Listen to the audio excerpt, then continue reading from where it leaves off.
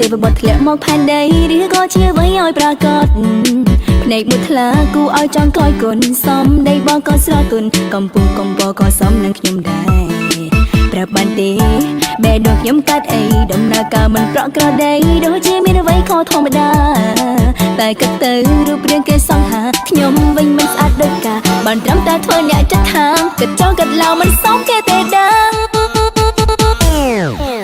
គឺធ្វើដំណើរជំនាញកូនក្រចេះស្រូបទាញនឹងចរន្តដៃឆក់អត់ចេះតបទៅស្គាល់គ្រប់ច្រកយើងត្រៀមតតាំងនេះកម្លាំងវាយបកគឺធ្វើដំណើរជំនាញកូនក្រចេះស្រូបទាញនឹងចរន្តដៃឆក់អត់ចេះតបទៅស្គាល់គ្រប់ច្រកយើងត្រៀមតតាំងនេះកម្លាំងវាយបក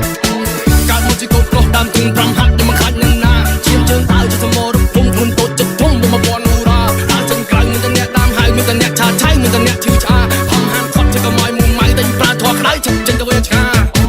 ចិត្តជាទៅហ៊ានមានកណិតដូចជាមេតបសុកចិត្តស្រក់ឈាមយើងមិនខ្លាចក្របពួកណាដល់វាចង់ឈ្លានពានពួកណាចង់បៀតបៀនស៊ូស្លាប់យើងមិនខ្លាចងាប់ជាទៅហ៊ានមានកណិតដូចជាមេតបសុកចិត្តស្រក់ឈាមយើងមិនខ្លាចក្របពួកណាដល់វាចង់ឈ្លានពានពួកណាចង់បៀតបៀនស៊ូស្លាប់យើងមិនខ្លាចងាប់មុខទៀងមើលម៉ាត់តាំងពីតូចខោភ័យតែមិនចេះខលខូច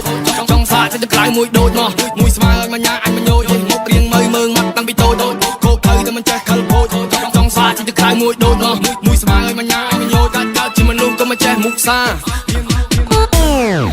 កឃើញស្នេហ៍ប៉ុតហើយគឺនៅចិត្តនេះស្គាល់គេមិនបានប្រមនាទីខ្ញុំក៏ស្រឡាញ់គេទៅហើយ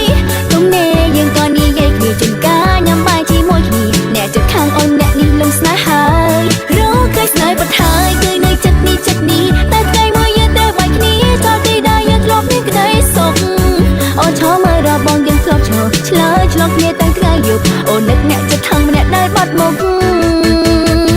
តើពេលនេះបងនៅទីណា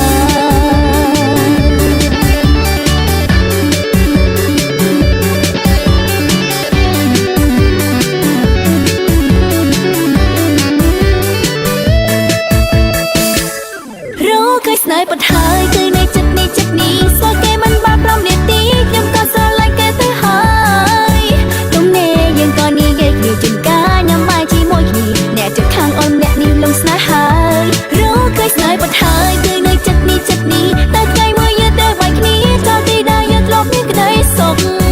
អូនឈរមើលរបងយើងធ្លាប់ឆ្លើយឆ្លងគ្នាតាំងថ្ងៃយប់អូននឹកអ្នកចិត្តខាងម្នាក់ដែលបាត់មុខតើពេលនេះបងនៅទីណា